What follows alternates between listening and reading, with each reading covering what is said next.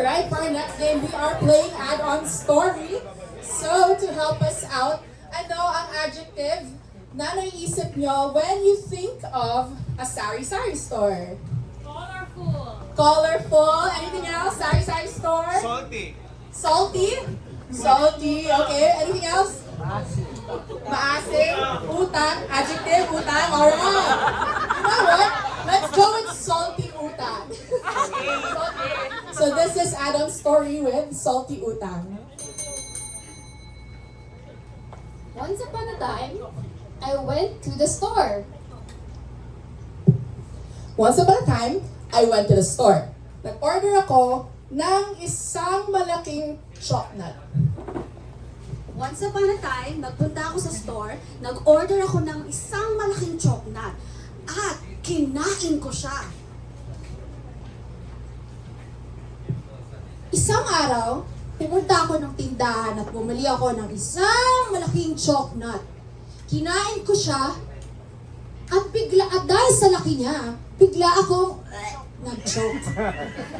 Once upon a time, pumunta ako ng store at kumain ako ng isang chocolate. At ako. Pagkatapos nun, inutang ko yung chocolate.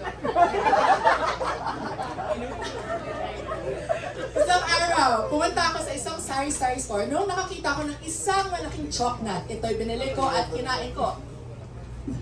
Nang bigla akong na-choke. Kaya ko to inutang. Ngunit, nagalit ang tendera. Sabi niya, Once upon a time, nagpunta ako sa store, nakakita ako ng isang malaking chocolate. So, kinain ko siya, at nung kinain ko siya, nag-choke ako. Ah! Tapos, sabi ko, inutang ko yung chocolate. And nagalit yung tindera, sabi niya, utang ka ng utang dito.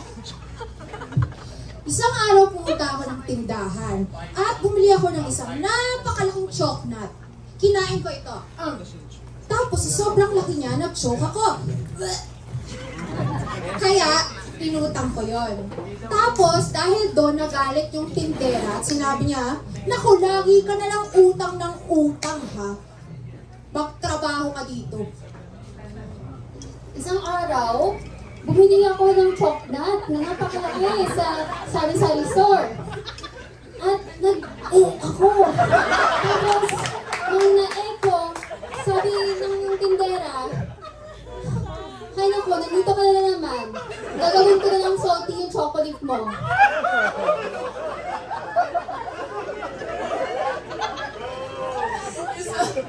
isang araw, pumunta ako ng sari-sari store at nakita ko ng malaking chocolate. Ito'y kinain ko nung bigla ako na-choke. Oh! So, inutang ko to. Tapos, sabi ng tindera, utang ka ng utang. Magtrabaho ka. Gagawin kong salty tong chocolate na to. Kaya ang ginawa ko, ginamit ko siya panghugas ng mga plato. Once upon a time, nagpunta ako sa isang tindahan, nakita ko ng isang malaking chocolate. Tapos, kinuha ko siya, binili ko siya, and then kinain ko siya, tapos nag-choke ako.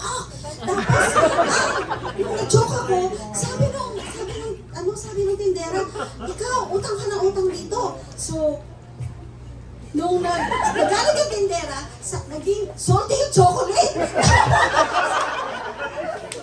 Tapos, nung naging salty yung chocolate, sabi niya, maghugas ka ng pinggan. So, naghugas ako ng pinggan, and nung naghugas ako ng pinggan, yung chocolate, dumami doon sa lababo.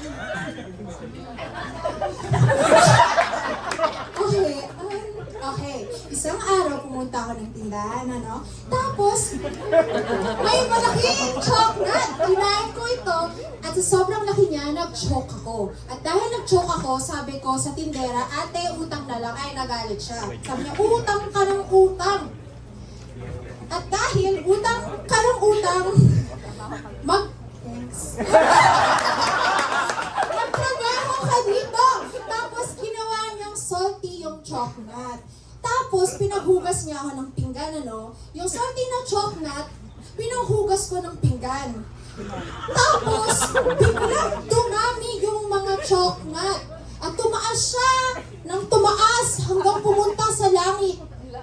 nakita ko si God.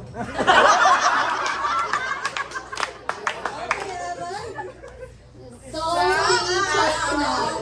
Tapos sa tindahan, nakita ko ng isang green choknat. So, try ko yung choknat, tapos nag-choke ako. Sabi ng tindera, ikaw, utang ka ng utang. Sorry. Choknat. Naging sorry. Choknat. So, dahil hugas ako dahil ng pinggan. Tapos, hugas ako ng pinggan. Lumamig.